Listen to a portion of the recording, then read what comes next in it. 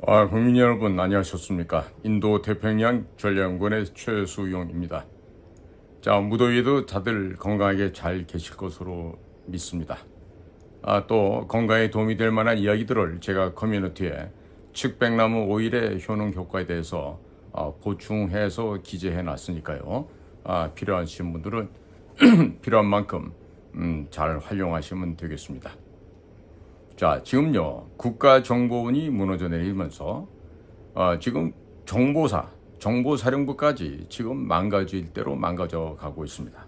자, 이게 지금 장군과 장군 간의 맞고소전이 지금 진행이 되고 있다 그럽니다. 자, 우리는 여기서 강 건너 불 보듯이 구경만 할 게 아니라 이번에 정말로 절대로 나와서는 안 되는 정보사 내부의 이런 일들이 어떻게 해서 언론에 유출이 되는지 알 수가 없지만 어쨌든 이번 일을 계기로 해서 이 부대 구조를 철저하게 개혁을 해야 됩니다. 그리고 체질 개선할 수 있는 그야말로 환골탈태의 이러한 계기로 삼아야 되겠다. 이런 얘기를 합니다. 최근 들어서 뉴스비전이라고 하는 지금 15년 정도 된 언론사에서 지금 김창권 대기자가 또 이 기사를 갖다 이렇게 게시를 해주셨는데요. 보면 이렇습니다. 내용이 아래와 같은데요. 공중파 방송 국방전문기자의 국군정보사령부 장군 하극상 관련 단독 보도를 접하고 어리둥절했다. 아마 이분은 지금 공중파 방송 국방전문기자라는데 이게 지금 공중파 방송이 KBS, MBC, SBS 이거 셋 중에 하나겠죠. 아마 제가 볼 때는 최초로 보도된 게 아마 SBS였던 걸로 제가 기억을 하고 있어요. 자, 그래서 내용은 다음과 같이 이어집니다. 창군 이래 장군 간 발생한 일이 도대체 무엇이길래 하극상이라는 용어를 사용했을까 하는 의구심도 깊이 들었다. 국군 정보사의 북측 상대 기관을 보면 그 중요성을 새삼 느낄 수가 있는 것이다. 북한의 대남 침투 공작과 해외를 통한 대남 공작 정보 업무를 총괄 지휘하는 기구는 조선노동당 소속의 작전부 침투 공작원 호송 안내를 담당하는 곳이죠. 그리고 35호실 해외 대남 정보 수집을 담당하는 공작기관이고, 그리고 인민무력부 산하의 정찰국이 2009년 통폐합 신설되었다. 과거 이 인민무력부 산하는요, 작전부라고도 불렸었습니다. 과거에 대남 공작 업무 조직 체계보다도 한층 기능과 위상이 강화된 정찰총국이 신설된 것은 대남 침투 공작과 정보 수집 업무를 강화하려는 의도인 것으로 보여지고 있습니다. 이런 추세를 감안해 볼 때 우리 국방부도 상응한 조직 강화와 대북 공작 발전을 위해 매진해야 함에도 불구하고 이러한 전대미문의 사건이 발생했다는 점을 절대 간과할 수가 없다는 것이 국방 전문가들의 시각이기도 합니다. 국가, 군 정보기관은 어떤 일이 있어도 세 가지의 원칙을 절대로 고수해야만 합니다. 이른바 보안 차단의 원칙, 흔적 인멸의 원칙, 상명하복의 원칙 준수라 하겠습니다.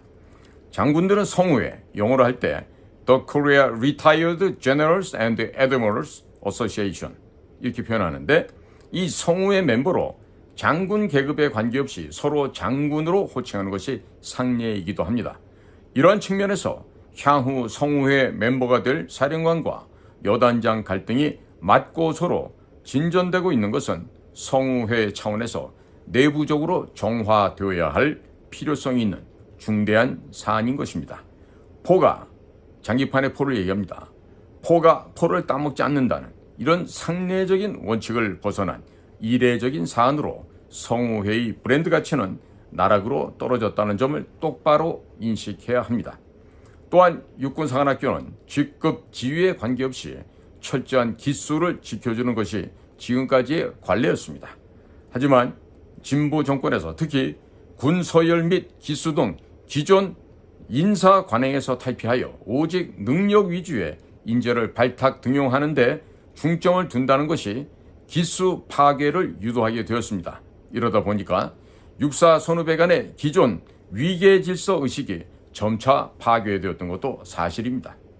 이런 측면에서 두 장군 간의 밀실, 집무실에서 벌어진 이들 내부의 일이 외부 방송에 어떻게 알려졌는지 설령 흔적을 인멸하지 못하고 외부 언론에 알려지는 이것이 더 큰 문제라고 하겠습니다.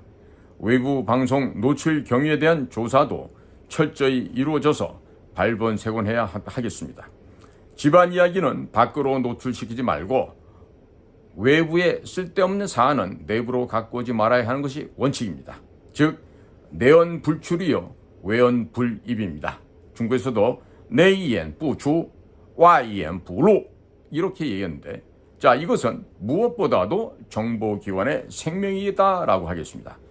기강 문제를 논하기 전에 근본적인 시스템을 구축해야 한다는 지적이 나오고 있습니다.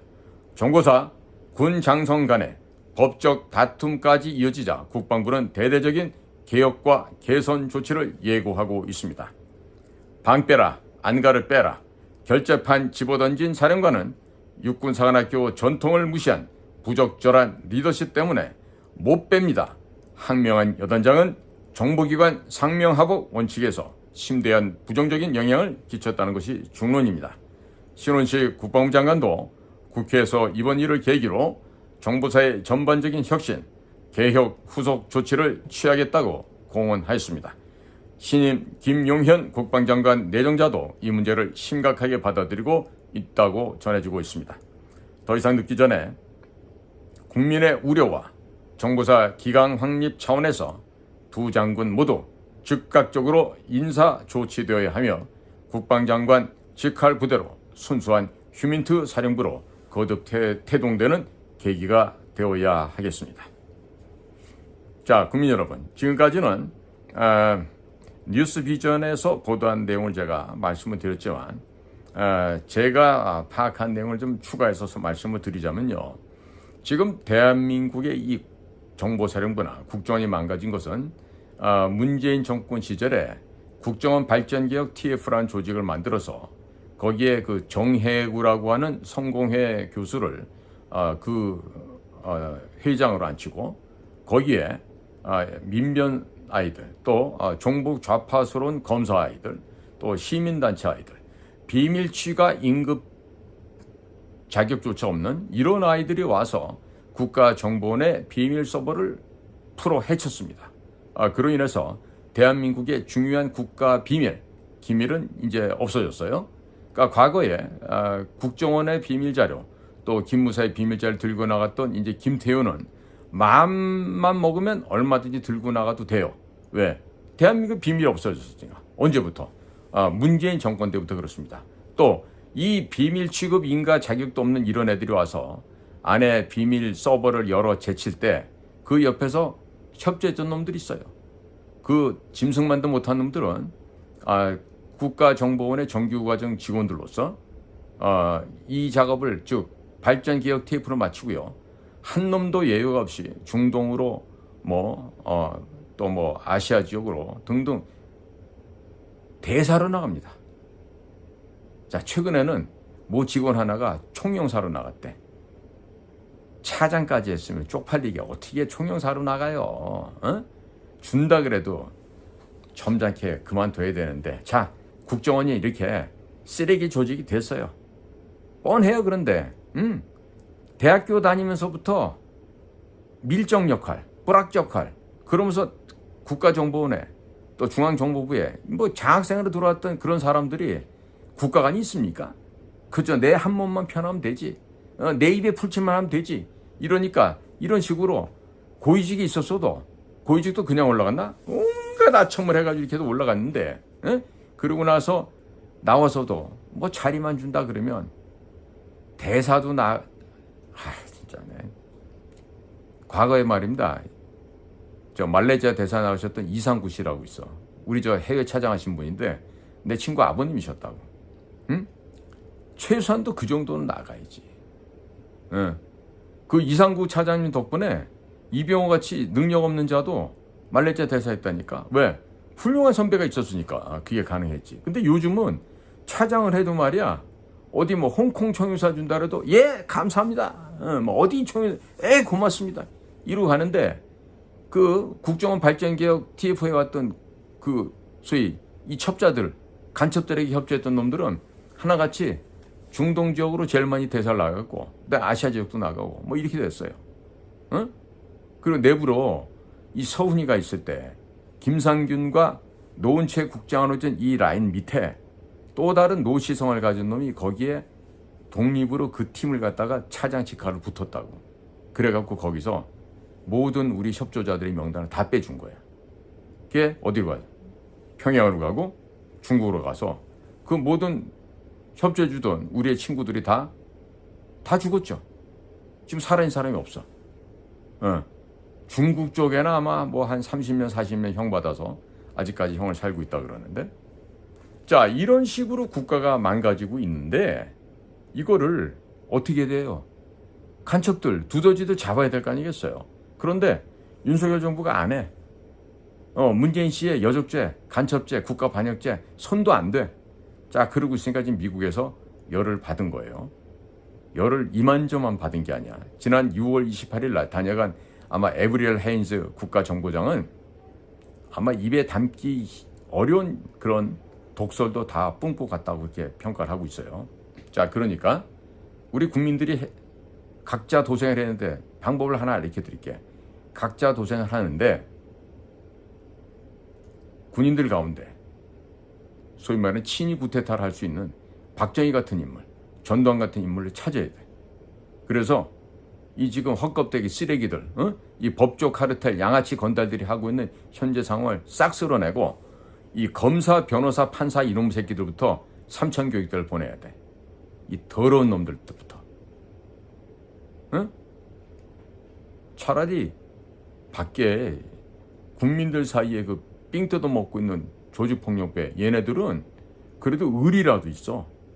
또 상하 간에 형님 동생 간에 예의도 있고. 근데 이놈의 새끼들은 이 법조인 카르텔 이것들은 예의도 없어. 지 아버지 같은 대법원장 하셨던 분을 갖다가 양성태 대법원장에게 47개의 죄목을 씌웠어. 근데 전부 다 지금 무죄로 나왔어. 그리고 이재용 삼성회장한테 씌운 19개가 되는 것 제목도 전부 무죄로 나왔어.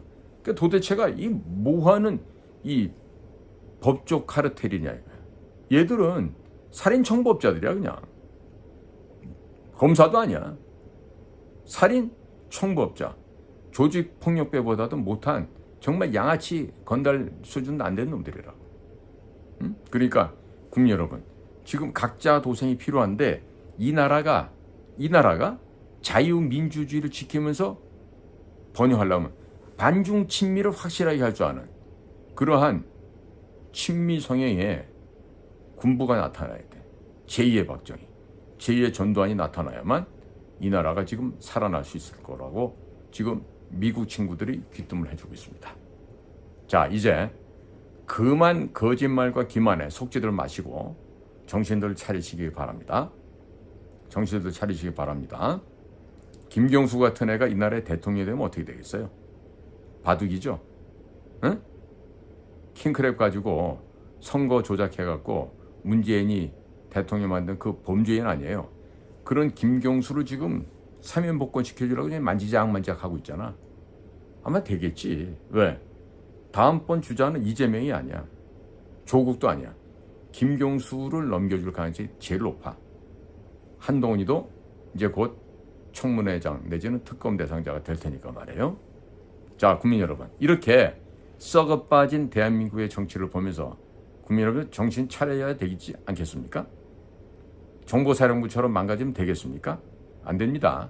꼭 정신 차리시고 이 무더운 여름날 각자 도생하는 지혜를 꼭 찾아내시기를 바랍니다. 오늘도 여러분들의 귀한 시간을 저희 방송과 함께 동행해 주셔서 감사를 드립니다. 인도태평양 전략연구원 최수영이었습니다. 감사합니다.